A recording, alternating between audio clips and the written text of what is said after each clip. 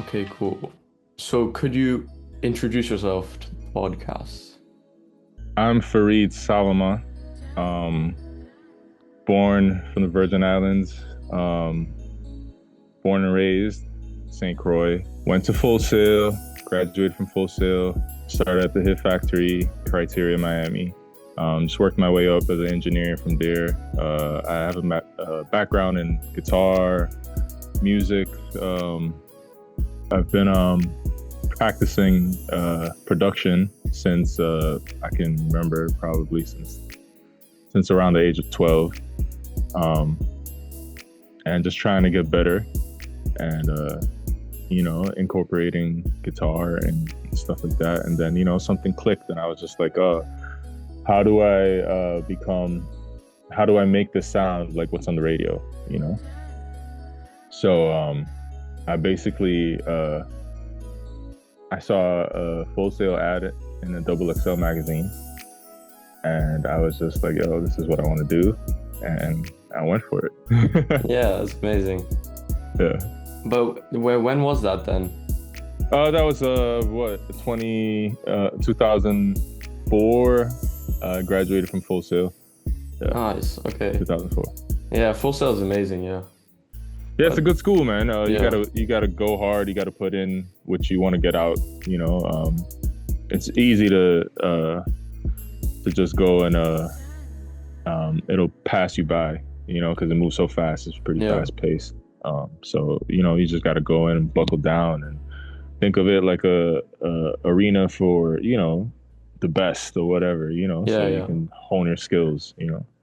I mean, you're definitely fortunate in that way, like as in that you're around, like that you're close to Full Sail and you have that opportunity to be able to go there. Because everybody in the industry hears about it.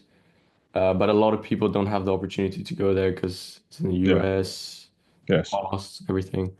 So yeah, I mean Yeah. that would have been something if it wasn't in the US, if it wasn't so expensive, you know.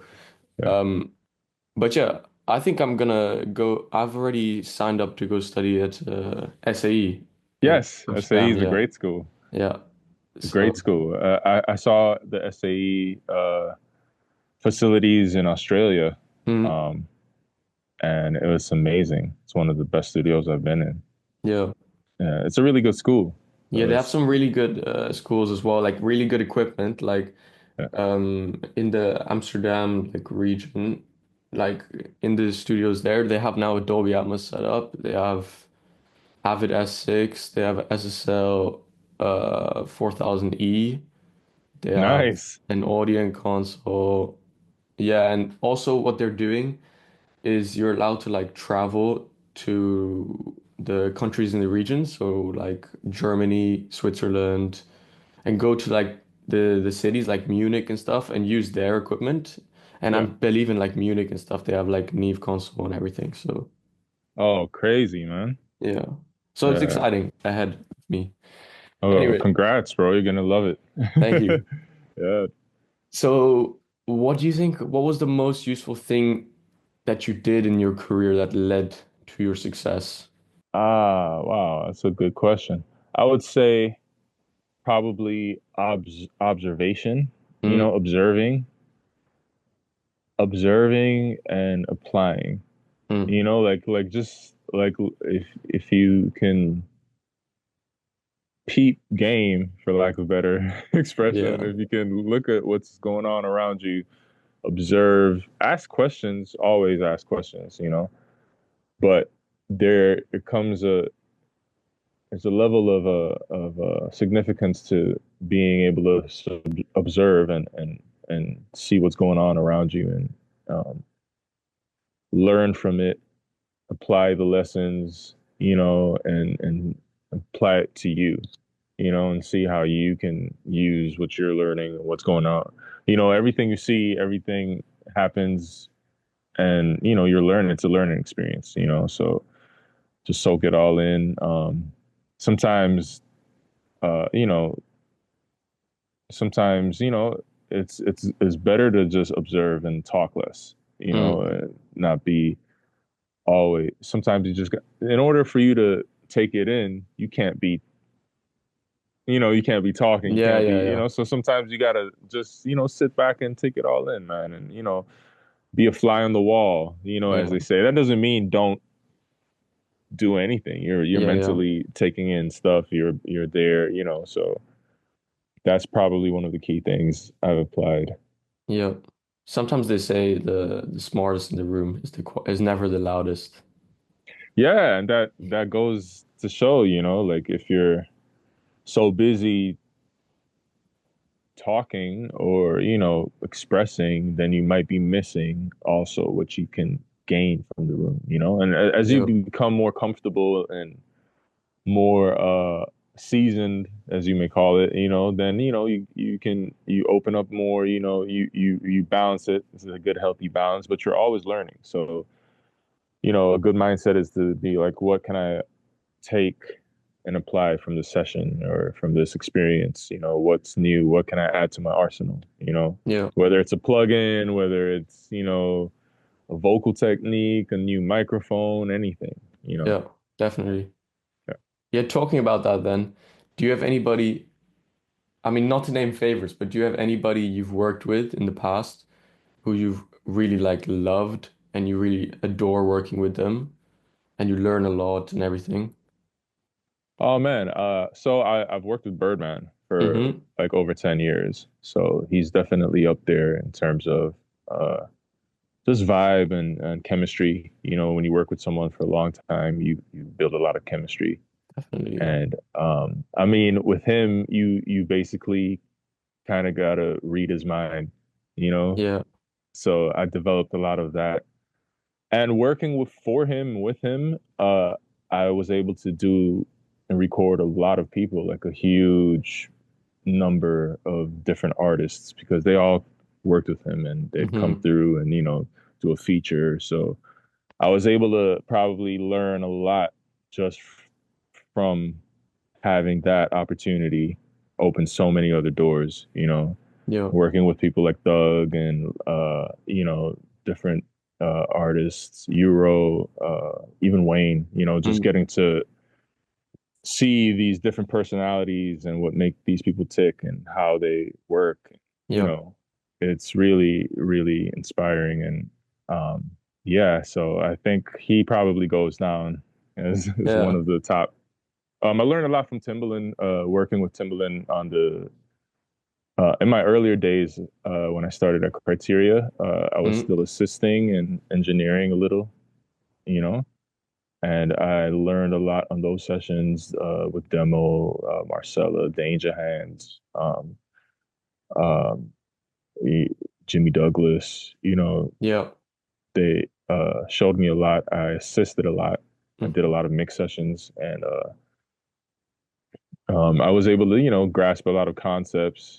Get fluent with the patch bay, had to be quick, Yeah. stuff like that. Also, Fabian Marshulo. Shout out to Fabian. Yeah. Fabian is the goat. I Definitely, yeah.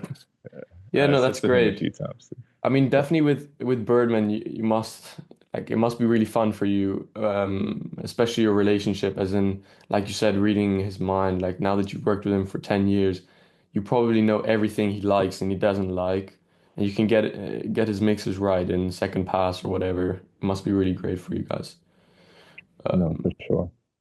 yeah, so since you've been in the industry for 20 years, is there any special strategy for keeping up with the technology? Yeah. Don't get bored, man. Just it's fun. Yeah. It Yeah. that's part of the game. It's always evolving. I mean, back in the day, Tom Dowd, the greatest, some of the veteran engineers, they always push the boundaries. They were always pushing the boundaries. They were inventing faders. They were, adding transformers. They were taking this out, adding knobs, dynamic sections. So I think for us, you know, we got to keep that in mind, keep that spirit, always push forward, keep going, don't get too crazy with the plugins. Sometimes the subscriptions can get overwhelming Yeah, and yeah. um it's hard to keep up. But yeah, try stuff out, demo stuff up, keep an open mind. because technology is moving fast, and if you don't move with it, you get left, Yeah, basically, so I do see a resurgence of analog. Um, More people liking analog, want to use analog gear and just running stuff through the board and, yeah, trying to get that sound and using tape, yeah. so Ask. that's exciting. Yeah. So definitely a lot of artists you work with now are more like they more want to pay for the tape and print their music onto tape or Yeah, I mean, I want to say more. I say some of them, but it's something that I haven't seen in a long time, yeah. so it's coming back and that's exciting, you Yeah, it's know. nice. Allows you to use the equipment as well. Yeah, yeah, yeah. Live tracking, live instrumentation, that's coming back also. Yeah. Um, because it's hard, it's something that you can't really replicate when you create a sound from an instrument. Yeah, you can try to make something on the internet where you can make a sample or but when you create the sound yourself, it's really original, and even if it's an interpolation or something, it's Hmm. it's, it's still it's still unique in a certain way. Yeah. So I think there's a value to that's been missing a little with all the computer-based production and um, so I'm happy to see that that's coming back also. Yeah. Yeah, so since we looked at like the past and stuff, what is your take on like new immersive audio formats like Dolby Atmos, or if you even know much about them, like Sony's immersive audio format as well? Like, what is your opinion on them? I'm not too heavy into the Atmos stuff yet. I mean, I've dabbled, I've looked into it, but it's um, it's still something that I think that the consumer uh, has to be able to experience in a certain setting, you know. So unless it's for like IMAX or something a movie experience or some place where the consumer can go into a room with 9 speakers set up plus and actually listen, then I mean I do like the whole binaural mix down and the the headphone simulation. I think that's cool. uh I'm just waiting to see it take off more. I'm just Yeah, waiting to see it definitely. become more of a stronghold because I don't know if it will, and I think it's probably still evolving. Yeah, it It's definitely probably is. yeah, it's still going through phases. It's still figuring itself out. So I mean, Yeah, maybe there's going to be a way that they put speakers in every. They're going to put drivers in a mhm. certain way to emulate it. I don't know. Yeah. I mean, it's like you said, the consumer is the one who has to decide that. And Yeah, they don't even know it really exists yet, I would say. Like most people yeah, don't even know Dolby Atmos is a thing. right. Yeah. So, Sometimes it just starts playing, and it's the binaural atmo or spatial audio, yeah. and you just notice it sounds weird or it sounds different, Yeah. and but they don't know what it is. Yeah, exactly. Yeah, Yeah, it's for them to decide. But movies wise, definitely all the way. But music, yeah, it's still for to explore for the industry. yeah. And speaking about movies, one of the things that I still have a hard time with is like platforms like Netflix, Mm. for instance. I'm assuming like the audio is summed down to stereo from surround, Yeah. but the music is always so much louder than the dialogue. Yeah. I don't know if you experienced that. It's annoying to me, and I'm just like, why is this happening? I think Yeah, like, it's definitely the surround setting. right, I've heard that I don't really know, but on your I don't know what you watch Netflix on your TV or whatever. Usually, yes, yeah, usually there's just a setting like a drop down menu, and then you can select 5.1, and then it says like 5.1, like a dash something, and that makes the yeah, music louder, I think. So you can set it to uh, standard 5.1 or just stereo, I think. That's what Got I you. I gotta saw. look into that because Yeah. I would assume it would default to stereo if you're just using a, you know? Yeah. So But yeah, I never use, I only really use headphones when I'm listening to Netflix. So I never yeah, experienced that. yeah. But yeah. All right. What's your most proud work and why? Oh man. Uh my most proud work will probably be my production. Um, and just because it's stuff that I created or anything that I've played on. I've played on a few records, played guitar on a few Hmm. records. Pretty proud of that. Um, yeah, I guess in order it would be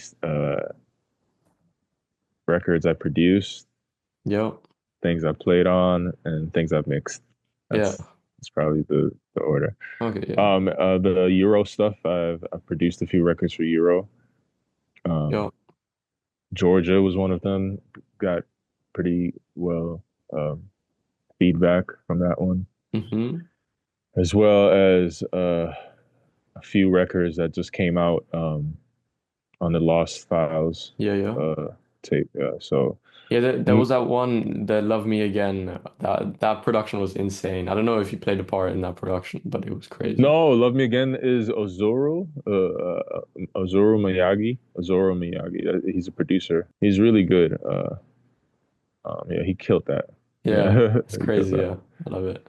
So, Um, yeah. yeah, go ahead. No, sorry, go Where do ahead. you see yourself in the next 10 years? Because I remember on our messages or maybe on the podcast, I can't remember where I saw this, but I heard you said you still have lots to learn from your peers.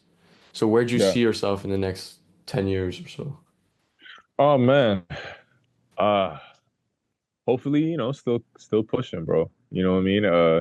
Still active. Hopefully, you know, a couple placements, uh more mixes, maybe my own mixing studio, Yeah, my own setup.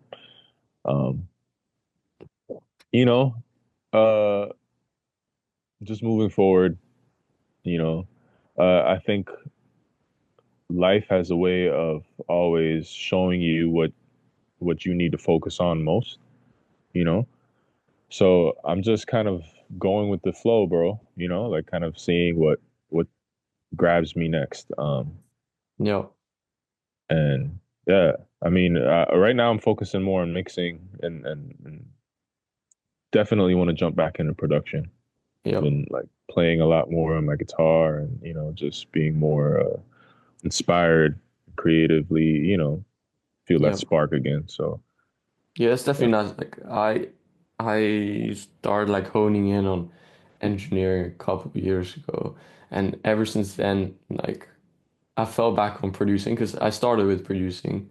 yeah, And then you kind of miss that part, and yeah, that's why you hear a lot of engineers who want to who are producing or they started with producing. That's why.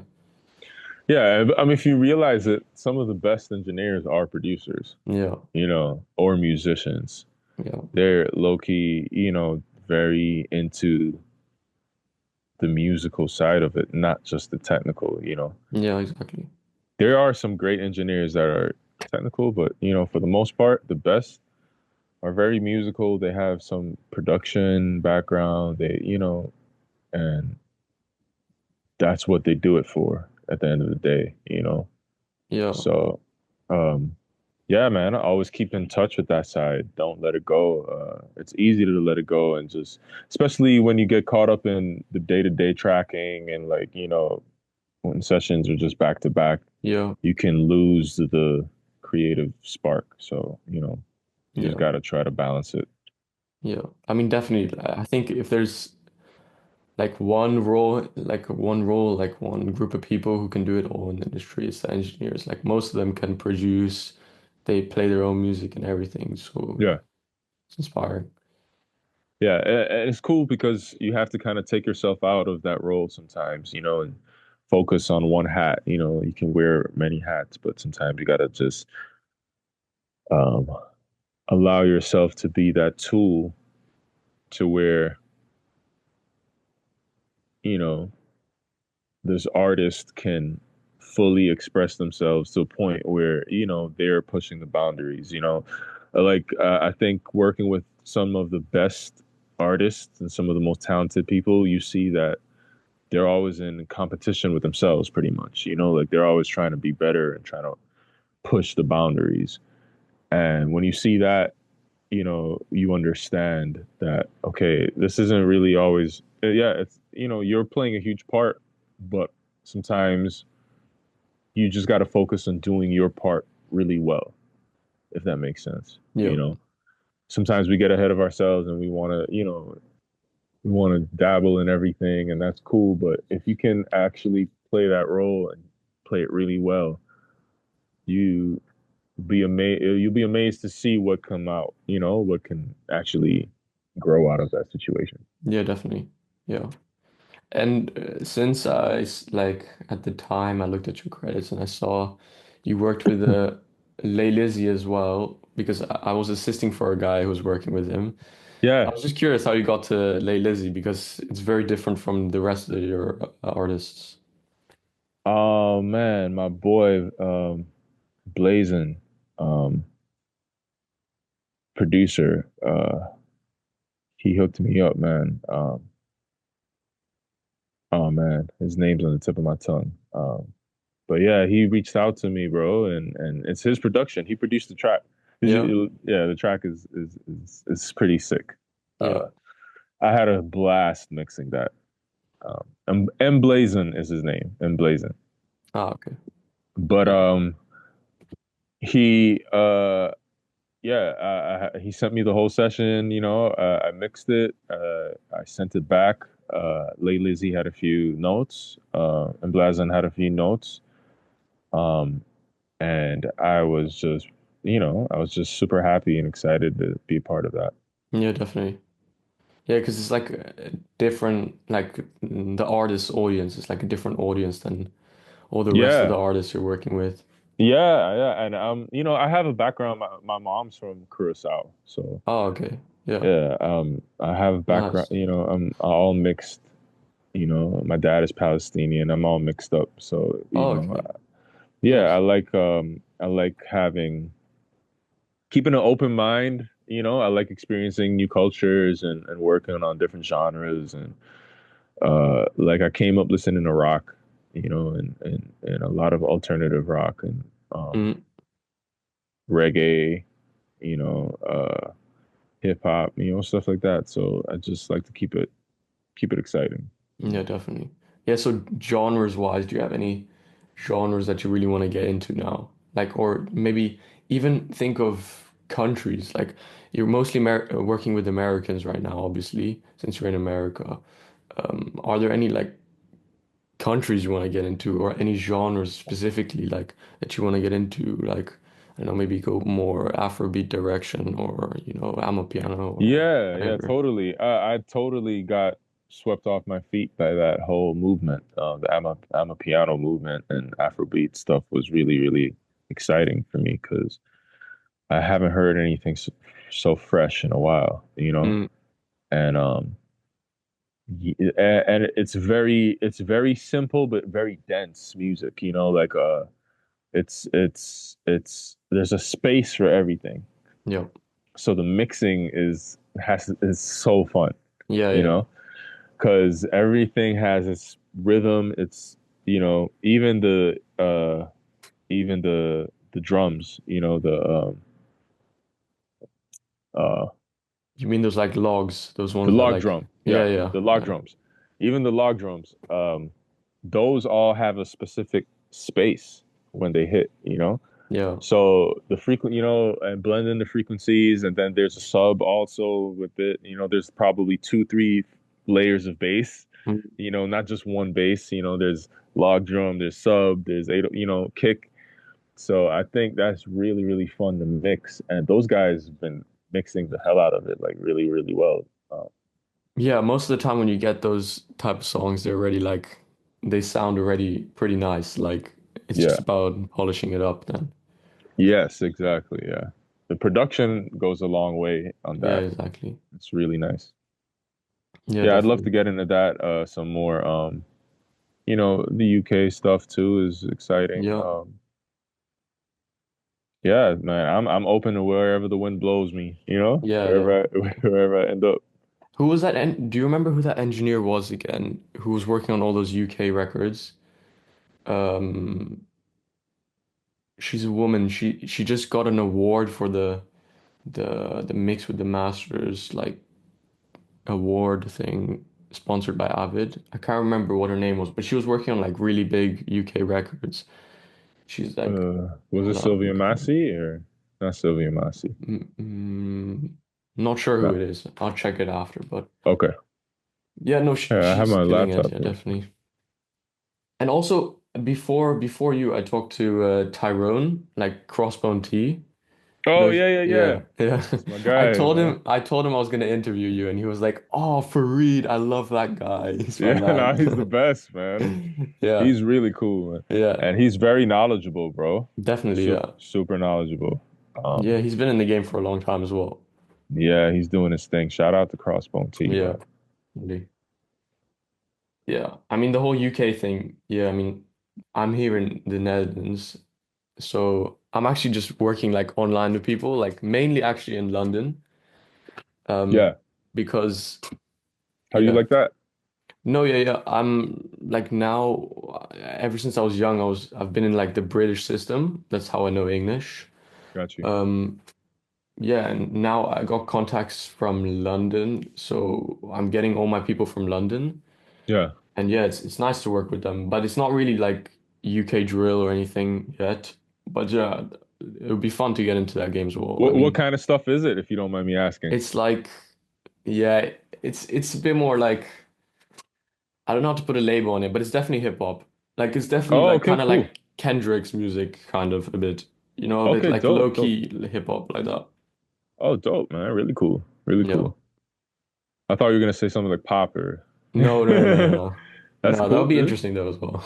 But Yeah. yeah, no, but yeah, definitely trying to like play with like all type of genres so you can learn the most. Like that's definitely the most amazing thing with engineering is that like you can mix one thing, like one genre, and you don't know how to mix the other genre, you know? It's Yeah. really like a lot of skill based on the genre. Like you think differently. It's really interesting. Yeah. And recording is an art, man. Yeah, definitely. Recording different instruments, different sources, using different mics, Yeah. all of that. It's fun and it's an art and you got to dive into it and you got to learn it and understand it. And when you understand that, you understand mixing a whole much better too. You know, Yeah, definitely. Yeah. they Yeah, go so hand in hand. yeah, so would you say you enjoy recording more or mixing? I mean, obviously you're in a different headspace, but it's interesting to know. Man, that's a good question. I mean, I think I enjoy them both the same because it's working on music in a creative way. Yeah. But when you're recording, it's more of of a it's more I mean, I guess you can treat mixing the same, but when you're recording, it's more of a capture the moment type pressure, Yo. this is where your skills is put to test, like you gotta shine pretty much. Yo. You're under pressure, and you gotta perform. So it's gotta be good. The source has gotta be the best as it can be, the cleanest, and your client's paying for the studio time, so you're on the clock, so and I think that level of pressure kind of adds some excitement or challenge, you Yeah, know. definitely.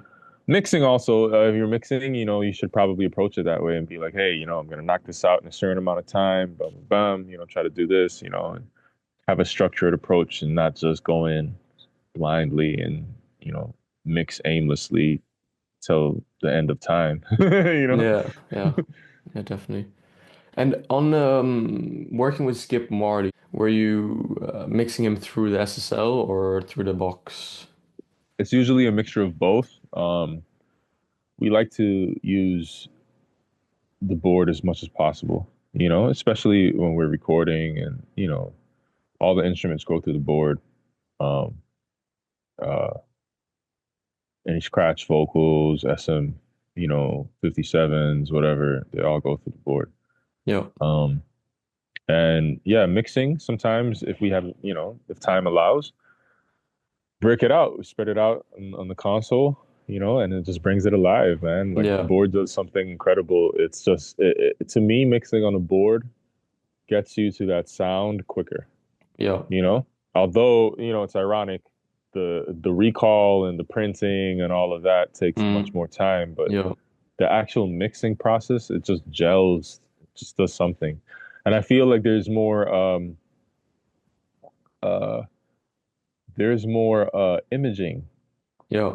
I don't know, correct me if I'm wrong, but I just feel like, records that were done on a board, the padding, the separation is just it's there's something to it. I don't know. I can't really explain it.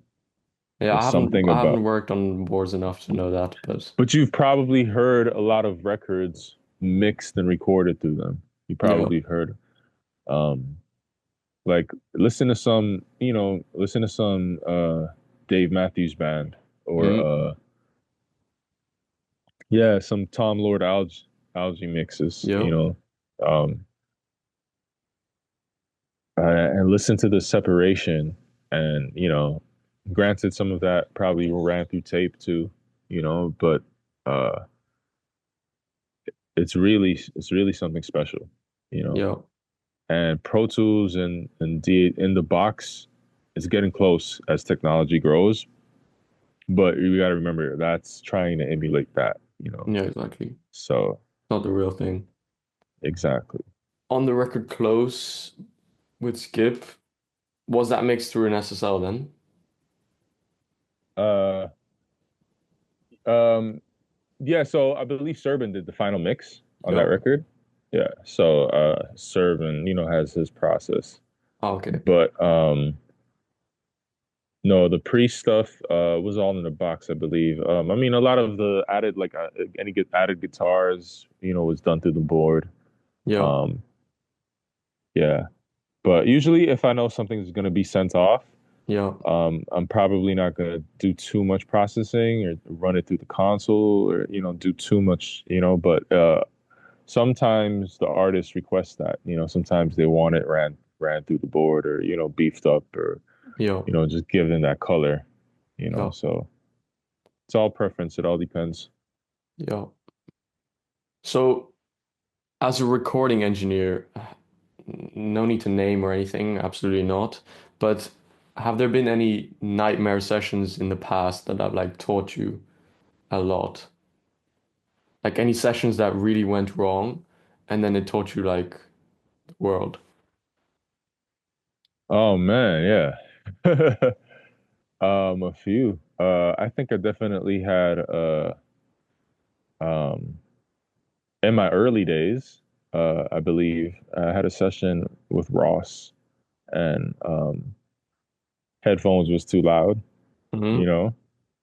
So you learn really quick what not to do. Yeah. Headphones was too loud, feedback in the mic, artist is upset. Yeah. So that's a big no-no. Um, that never happened again, needless to say. Yeah.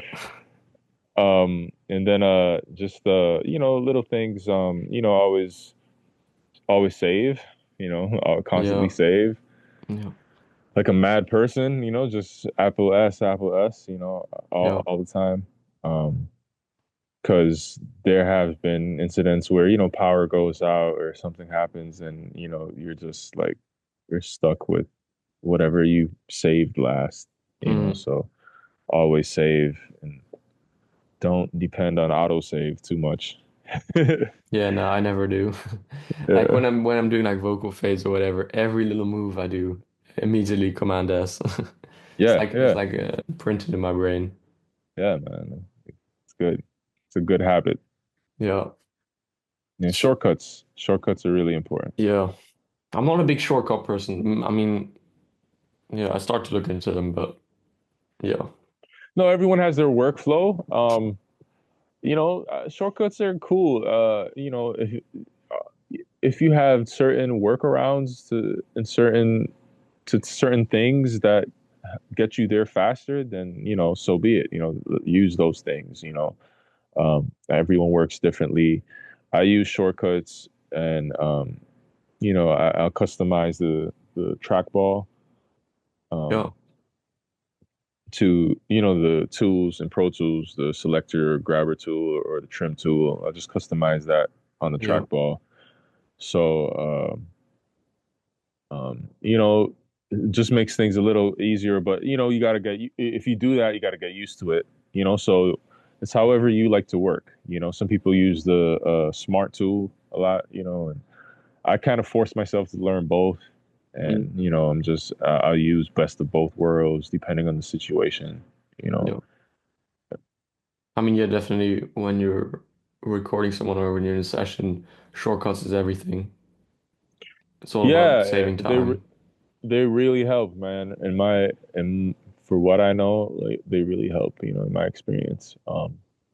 And it's about pushing yourself too, like about trying to be faster and trying to be, Yeah, I mean, look, sometimes we get caught up in being fast and forget about the quality. Like, we got to remember, it's a two-headed sword, like it's two-edged sword. Like, yeah, you can't just focus on being fast and forget about having a good sound, you know? mm, Good sound is almost even more important, So, but I've seen people lose their jobs or not get a position because they weren't fast enough. yeah. So Yeah, I mean, mixing wise, sometimes you have the time. Most of the time you have the time, but recording, it's yeah, always, mixing you should have, if especially if you're doing it from the house yeah, or from exactly. your own spot, Yeah, there's really no time constraints unless you tell the client, hey, I'll give it to you in a day or two, yeah, or exactly. what. But if you're mixing at a studio, or if you're tracking at a studio, then you have some time Yeah, constraints. especially with the person beside you, the artist beside you. Yeah, Yeah, those are a little tricky. yeah, yeah, And they were more common back in the day, especially when with a major label paying for mixes. They had yeah, the artists would fly in and sit in, they would usually give the mixing engineer their space for a few hours, come in, when it's close, listen, give feedback, and those to me were the best, and it's really cool to see that process. And, I think there's not a lot of back and forth after that. It's really hard when you're doing remotely, completely remotely, and you're sending it to people and, there's no in person yeah, um, exactly. um, aspect to it, so and you kind of have to guess, you Yeah, I mean, can't, it's a different workflow, but obviously the more efficient way is being in person. when you're turning a knob on the SSL or when you're opening a plugin and you're doing something and it triggers your client to you see their face light up. They're Yeah, like that's something that you can't get remotely or yeah, through exactly. Yeah, emails, and that's like, that's important as an engineer, like to notice the things that your client likes, like yeah, as you're working, as you're doing your magic, they're like, oh, mm, you gotta take note to that, yeah. I mean, obviously the way I work right now is like that online, but I always offer a video call with my bookings as well. If something doesn't like work out the way the artist wants. And then after time, like working with people, like you say, you develop a relationship. Obviously, it's not 10 years working together, but after time, you develop a relationship and you can just know what they like and what they don't like. Yeah, yeah, totally, man. Totally. It doesn't even take that long. You work with someone every day for a month, Yeah. you're locked in pretty much, Yeah, exactly. Yeah. and especially if it's 10-hour days, 12-hour days, like you're locked in. And if you're attentive and you care about the project, you'll know the details. And that's what makes a good engineer. And good engineers grow from being assistants And as an Mm, assistant, details are everything, right? yeah. So, You jump on because you any got to think, opportunity. no, exactly. You got to think like if you're mixing, if you got to handle a mix or you got to handle a recording process, there's so many minor details that you got to pay attention to. Mm, So you have to be in tune to that, and like assisting is preparation for that, you know? Because if you're not in tune, if you can't tap into all these minor processes going on at once, you know, okay, I'm recording guitars, the amp is on, it's turned up to a certain volume, you know, the mic is this close, the mic has a pad on it or not, you know, it's coming in. Where is it coming in? Is it being cross patched? Is it just going straight into the channel? You know, is the channel scratchy? Is it not scratchy? Is the yeah. dynamics engaged? You know, how are my levels in Pro Tools? Is it peaking? Do I need a Mm, compressor on it? You know, like your mind has to be on a million things, you know, at once, kind of. That's why it's called engineer, you know. yeah, So, definitely. Yeah. No, but definitely when you're recording, like the whole troubleshooting thing. I mean, you're probably troubleshooting this day as well with all your experience. But yeah, through troubleshooting, you learn the most, I think. And through oh, recording, absolutely. you're balancing like a thousand things. And like I don't know if you take a bit longer than the clients on your back or the artists on your back. Like, come on, you know, like you sense it. You know, you don't. They don't even have to say anything. You know. Yeah, yeah, totally, totally. And like I always say, you learn the most under pressure. Yeah. You know, like you learn it one time. You know, like if something's not patched right and you're on a session and they are jamming and you're missing a take, you're missing an incredible take, Yeah. or Yeah. the bass isn't patched in because you fucked up, and you know the Yeah. bass player is going ham. That's you know that's when you feel it. Mm, And that's when you learn, and you got to do that shit so quick, and then you never forget it. And uh, that's invaluable, man. That's priceless, you know. yeah. So I tell people to embrace those moments, you know. Don't be afraid of it. Um, don't be afraid to learn. Don't be afraid to go through the trenches. Yeah. I mean, that's what they say as well. Like when you do a run through, if it's with a band or whatever, or if it's a live recording, um, if they're doing a run through, then always record it because what if the run through was great or yeah, Oh, that's rule number one. Yeah, always yeah, record everything, you know. Someone comes in the room and just starts touching the keyboard, you know, yeah, hit record, man, and you got to make sure you have inputs in the Pro Tools and it's yeah, patched in and it's coming up, you know, it's not just up on the board, you know. You got to mm, make sure you're ready to record this because you never know. Somebody might come in at any moment and have an inspiration moment and just play the most magical thing. And if you caught that, yeah, that's when you look like the man. You yeah, get me? yeah, Or the woman, you know. yeah, definitely, But that's important, man. Just being ready, you know. So I try to like on my sessions, I try to have an input to most things that are patched or hooked up. You know, even the aux. If the aux is hooked up, I'll have it, you know, patched in the Pro Tools yeah, or something. Because you never know, somebody might just start, you know. Or I like to have a scratch mic also. mm, Um, because sometimes you know people just want a concert vibe, you yeah, know, and it's cool to you know have it on the mains with the SM57 or yeah, SM7B and try to not have it feedback. So yeah, yeah, you know yeah, you just mess with the EQs and you know you mess with the levels a little bit and you know it's kind of cool. That's more like a live gig right there. You know, yeah, um, yeah. So and that way you make it interesting. You keep it interesting. yeah. What is your dream? I know I said where do you see yourself in 10 years, but what is your dream? Like where do you when you retire or if you retire, where do you what do you want to have accomplished? Man, um, I would. I mean, honestly, my dream is to be able to help as many people as I can. Mm, Um, how? That is a very it's not known to me yet how, Yeah. but that has been my dream. It's always been my dream.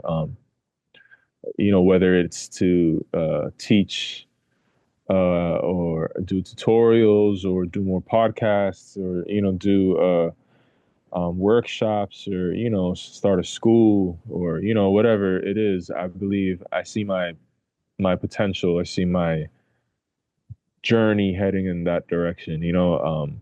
I just I never really feel or felt fulfilled just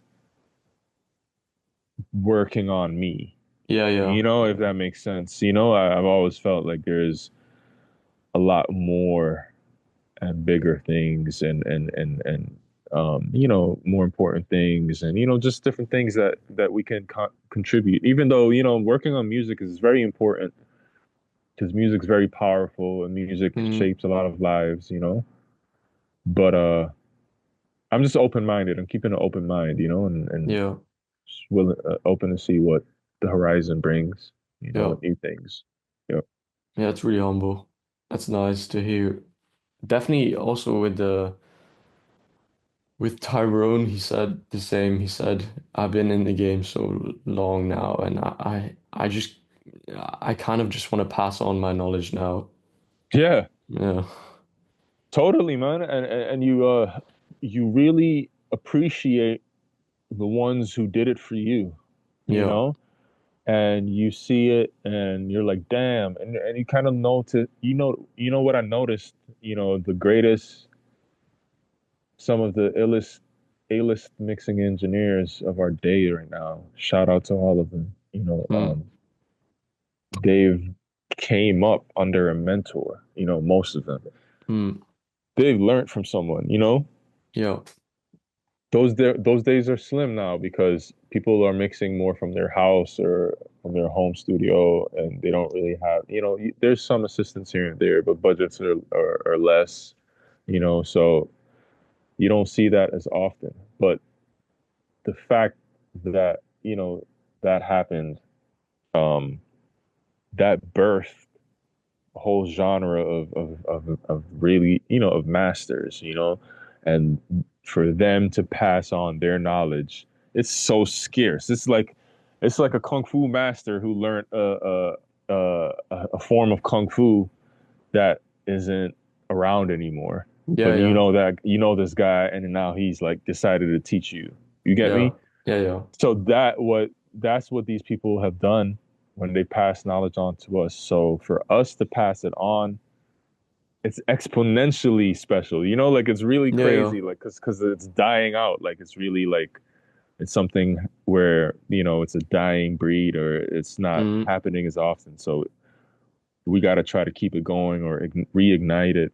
You know, and that's our task. Like I mean, definitely, yeah. I mean, yeah, probably the peak of engineers was when you started, or like 2010 or so. I mean, now there's lots of people getting into it as well. But what you said as well, like super humble, like as in like, yeah, I mean, I'm just at the start of my career now, but like definitely I could see myself in the future, like wanting to give people the opportunities I received, like because this, like being an engineer, whatever, studio time, whatever, it's all expensive. Like yeah, uh, you need to have money, Like you don't yeah. need to, but like if you want to get far, you know, No, absolutely, man. Yeah, even if you want to have your own gear, yeah, yeah. So definitely that would be definitely something nice, like to help others, or yeah, like you said, create school or like create opportunities for people who don't have the same opportunities because like life isn't fair. Yeah, I always wanted to open something back up in St. Croix, where I'm from. Yeah, Um, and God's spare life, eventually it'll happen. But I wanted to do a school slash studio, you know, yeah, so a place where the local um, artists can record and big famous people can come because St. Croix is a beautiful place. It's mm, luxurious. It's like a getaway island. mm, So. Um, you can do something like that. And on the downtime, because the industry has a lot of downtime, and sometimes it's really fast, busy, sometimes it's not, Yeah, it always So comes in waves. right, it's in Yeah. waves. So when it's not, can have a lot of tutorials, a lot of workshops, a lot of classes, Mm, and give back, to the community and charge, a small fee or have it be a nonprofit or whatever it may be, but yeah, something like that. And that's where I'm leaning to next, Um, I'm open to any ideas, anyone who's watching this podcast, and or you yourself may have, and yeah. I'm trying, I'm ready to like come together and do something cool. Definitely, yeah, Yeah. definitely. Yeah, so if you would give your younger self one piece of advice about the industry, what would it be? Uh, that would be more than one piece of advice, Yeah, but yeah, because hindsight's 2020, right? But I would say uh probably to um hmm, it's a hard one. I would say probably to balance, try to balance life a little better, in terms of work. I was working so much, and when you work so much, you kind of lose track of family, yeah, uh, what else? Everything, bro. You lose track of, time. Time goes like that, mm, years fly by, so it's good to stay busy. It's good to be working. We all want to be working. We all want to be busy, but don't lose track of what's important. Don't lose track of your loved ones. yeah, You know, check in. You know, yeah, because life moves fast, man, and especially when you're working with celebrities and artists, they're living the fast life and they're traveling. And if you're traveling and you're barely here and you're out of town all the time, and then you're on call and you're at the studio, and then you're at the studio, you can't answer the phone like that. You can't even text back sometimes, Sometimes you can when they're writing or something. But if you're tracking, it's hard to text. mm, So, you know, that is something to take into consideration, always try to balance, have a good life work balance, definitely. I mean, it's kind of hard. yeah, especially as a recording engineer, you work really tough hours. Like, look at yourself, you're up. I mean, most people would consider this late. Like, it is like Yeah, these one are o'clock normal for you hours now, for yeah. me. Yeah, Yeah, and you're wide exactly. awake, yeah. So what time is it for you? It's 6 o'clock in the morning. Oh, okay. It's five Oh, hours wow. ahead. Yeah. Oh, wow, wow, wow, wow. Okay, Yeah, no, so it's so I early. actually slept and then I woke up so I could Nice. interview you. Nice, man. Yeah. So definitely. Yeah. I mean, about the genre thing, Yeah. yeah, I'm definitely like looking into like all different genres. Like now with actually I've a since I've worked for this Portuguese guy now, I also have a Brazilian contact and he's Okay. like the Brazilian world is something else. Like if one person like if a track is good, like everybody in the country listens to it, like those tracks really blow up. But the Yeah. mixes aren't like, in my opinion, they aren't crazy. Like they're super underground mixes. Like it's not like it's not like My US son, mixes or whatever. my son was crazy on Brazilian funk. Yeah. Um, yeah. And I don't know, a lot of the ones that he likes, yeah, they're super distorted and Yeah, broken up exactly. and Yeah, like a very yeah. like, yeah. But No, that's it's cool, dude. interesting actually. Yeah, yeah. Now I'm getting into there's the number one artist in Brazil. He's called MC Tuto, and Okay. a guy I know he mixes for him. So I'm gonna immersively mix for him Oh, amazing, man. indirectly though, so I won't be probably talking to the artist. But Yeah, yeah, yeah, yeah. At most mixes are kind of like that, you know. Yeah, They're kind of like autopilot, you know. exactly. Yeah, You give it back and it should be good, you know. yeah, So yeah. I mean, I've seen like this name everywhere, like Joe Grasso. I see he worked on lots of records you worked on as well. Don't get me wrong, I have no idea, but I swear he popped out of nowhere. Like he's been on so many crazy like records doing the immersive mixes, yeah, and yeah. nobody's talked about him at all, you know? Well, you know, it's the crazy thing about the immersive stuff. You know, it was a real um it snuck in like you know under the radar kind of thing, and Yeah, it was a huge opportunity. You know, when it happened. And if you knew how to do it, and you know how to do it, and you have the facility to do it, yeah, you came up. You know, you got all these back catalogs. You know, you had labels. Oh, you do Atmos? All right, we're gonna send you yeah, this. You know, labels, we're gonna yeah. And you yeah. there you get the huge jobs. So you might see one name on a few records, you know, a lot, and that's cool, you know, because that's doesn't happen all the time.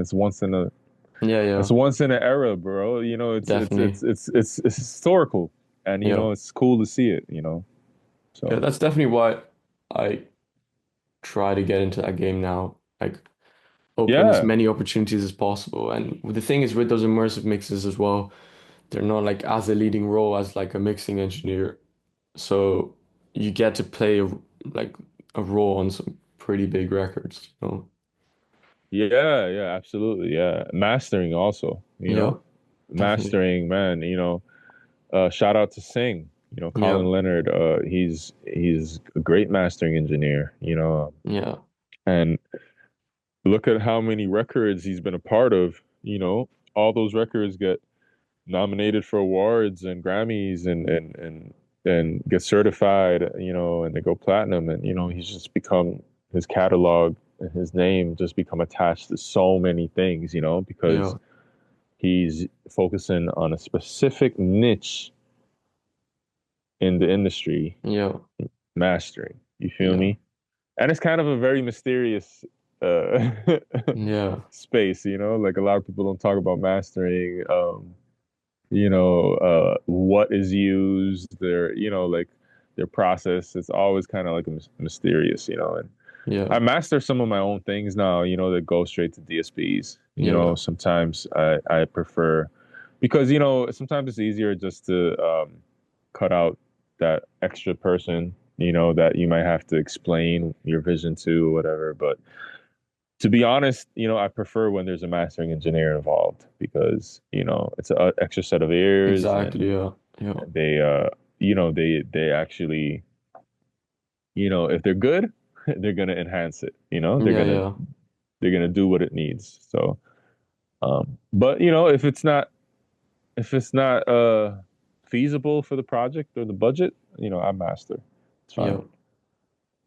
I mean, yeah, that's why there's like very few like Colin Leonard. Like everybody goes to the same people, you know, because they're the Yeah, respected ears, and you know, and it's the final say in the whole thing, you know. right. Like they want that person to be someone like very experienced most of the time. Yeah, totally, totally. Yeah, Yeah. definitely. Thank you so much for Reed. Yeah, no problem, man. Thank you for having me, It bro. was really This, nice of you. yeah, Yeah, anytime, man. if you're wondering where this is gonna go, it's originally like for my school, but I'm gonna release it on YouTube and maybe Spotify. Oh, dope, bro. Yeah, Yeah, I'm down. I'm cool with it. No definitely. problem. You have my blessings. Yeah. Well, thank Yeah. you very much.